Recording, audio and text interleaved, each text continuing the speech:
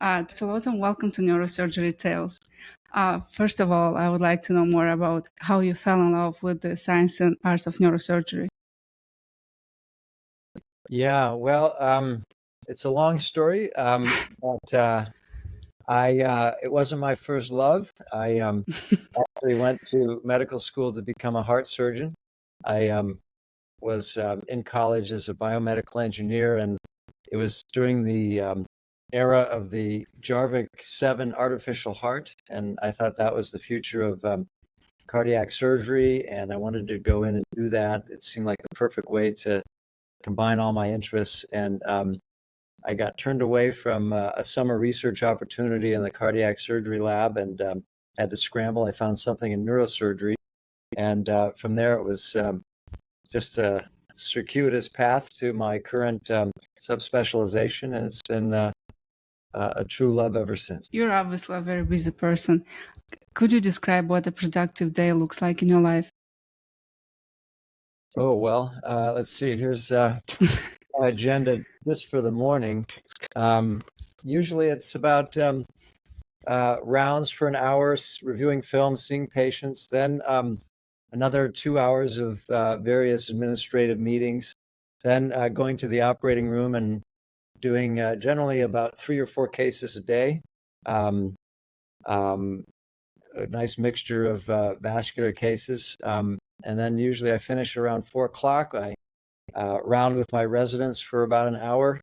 We talk about new case consults, pre-op cases for tomorrow, and then we review the cases of the day to see what we can learn from the cases we just finished. And after that, then I usually head back to the office and do email and various other end of the day meetings, and usually the last one to leave here.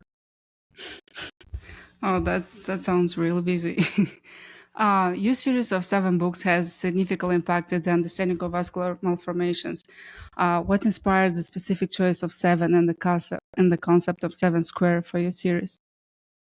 Well, the romantic answer is that seven's a very magical, mystical number for many reasons. I think we all recognize that, but I think the practical reason is that if we ask people to memorize 7 numbers, like a telephone number, we can all do it. If you ask them to memorize 8, then their recall drops dramatically. So I figured 7 was a good place. I see. Um, for everything that you're taking, that you're working on, you're taking it to the next level.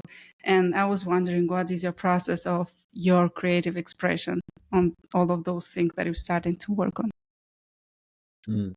Well, yeah, I think I just like thinking through the problems that I face, and I like to try and find some order in the chaos.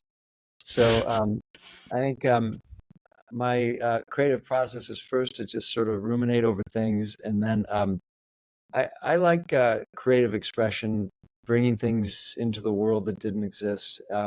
I've done a lot of that through writing and publishing, but I think that there are a lot of ways that people express themselves.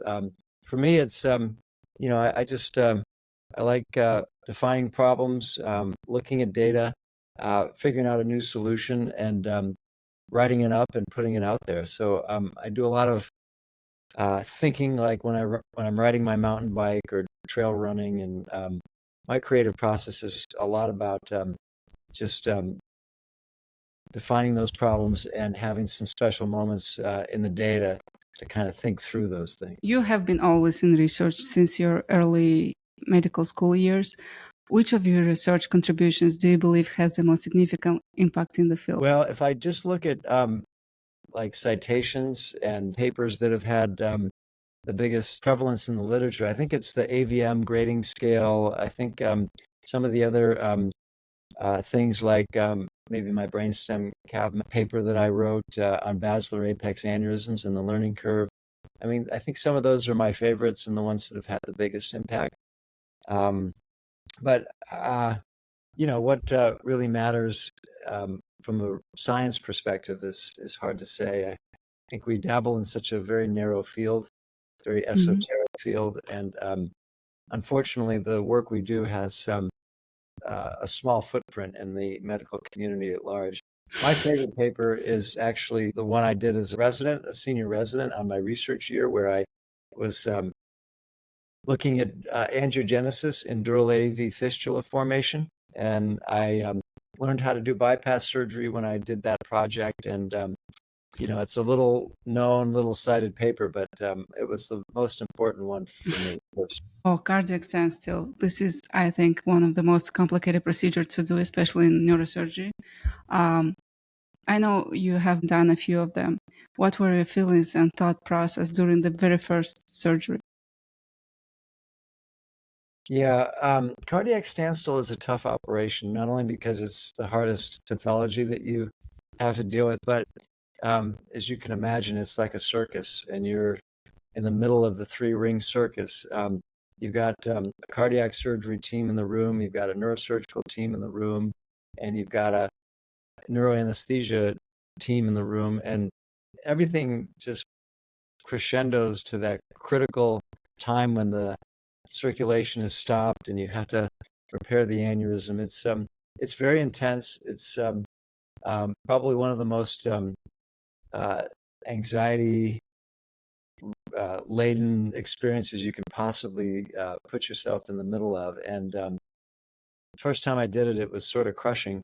Um, I think as you get further along in this business and the experience racks up, it gets easier. But we don't do those anymore. I did my last one probably 20 years ago, and endovascular technologies have taken over for many of these lesions. So we just don't do it anymore. And I think if we did, it would feel more comfortable because experience has a way of blunting emotion and numbing the surgeon. Um, but I can't tell. In your opinion, what are some of the most challenging aspects of vascular surgery today? Well, I think in general, the cases that we're getting to do are the ones that are really complicated. They failed endovascular therapy, or they've been treated endovascularly and they've recurred.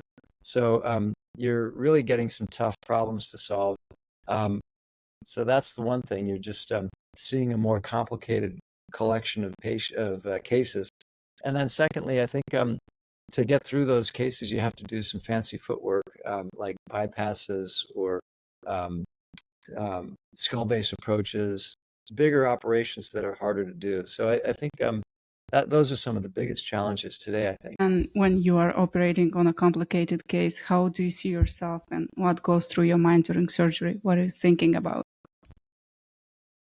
Well, I'm hyper focused on the work. Like uh, my residents would say that you could drop a bomb next to me while I'm operating and I wouldn't blink. And I think that's probably not far from the truth. I really get absorbed in the moment. And when you're operating in a microscope, you've got 10x magnification, tremendous light, beautiful anatomy around you, and it's so consuming that you just forget where you are and how you feel. So that's how I am during the surgery, and it's part of the addiction. It's a wonderful place to be in the office, so to speak. Um, all surgeons in their early career have that first case that is complicated, and they often need to project confidence despite feeling inexperienced. How should one handle this period while also acknowledging their limitations? Well, I think when you get out there and you start your practice, you have to realize that you're well trained. You wouldn't have graduated had you not been well trained, and you just have to believe in yourself. And everybody, myself included, has their first basilar Mhm. aneurysm, their first bypass, or their first AVM. And all the legends and greats also had their first bypass, uh, AVM, or basilar aneurysm. So we all go through it, and you just have to project confidence. You have to believe in yourself and get through those early cases. And from then on, it's smooth sailing. Do you think surgeons should be judged by their success or by their complication rate? By their success. I Okay. think that complications are unavoidable. The only way to avoid complications is not operate. And so Hmm. you have to judge their success. And I don't think we can be overly critical of surgeons for their complications because, they're, like I said, they're inevitable. And many of the best surgeons take on the hardest cases. And so they get more. And so you can't encourage a system that makes surgeons shy away from the challenging cases. Your background image on Twitter says fearlessly pushing boundaries, and I really like it. What is your vision on this? Well, it's a couple things. One, um, we have to push boundaries. I don't want neurosurgery in 10 years to look the same way it looks today. And so we have to push boundaries, and that means doing new things that were um, not done before. I think brain-computer interface is a great example. I think innovating new bypasses is another example. You just have to keep doing things that um, are new, and that's the pushing the boundaries. The fearless part is just you gotta have fun with this. And I think if you're afraid and scared, then it means you're not really enjoying the process. And I've always felt like the real trailblazers are the ones who go out into the arena and they have fun with it. And you know, yeah, there's fear. You can't really say that it's fearless, but you have to override that and feel the passion and the joy in it. Um, what, as a president of and CEO of Barrow Neurological Institute, what have been the most important lessons in leadership you've learned? Have a big vision, sell it to your audience, and try and get as many followers as you can, however you can.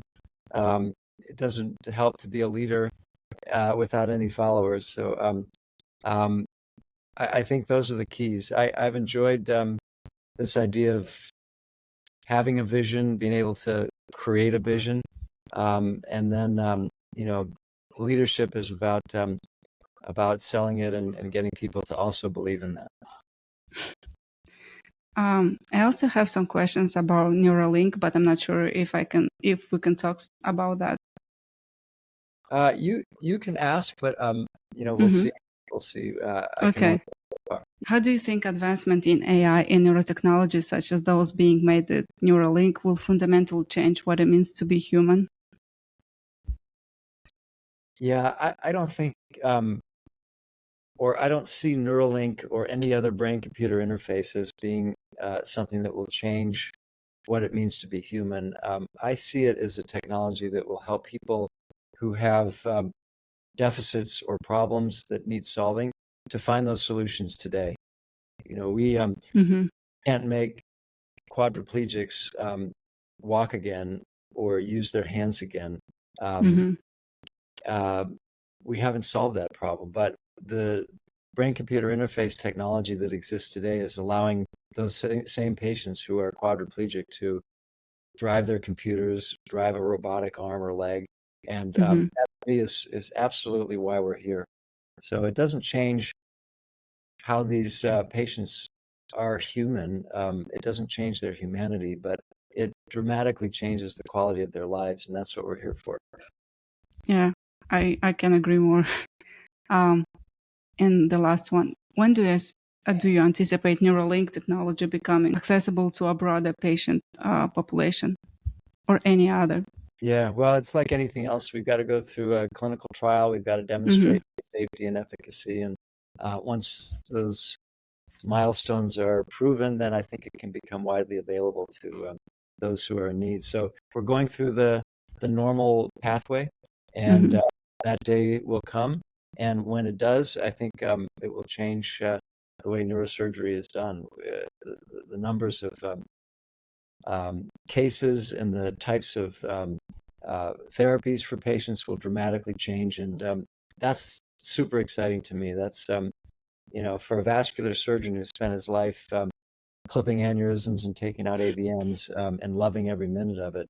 I'm just equally excited about this. I think it's just everything I dreamed about engineering and medicine when I was an engineer in college. That's it. Thank you much for this conversation. It has been an absolute privilege to have it with you.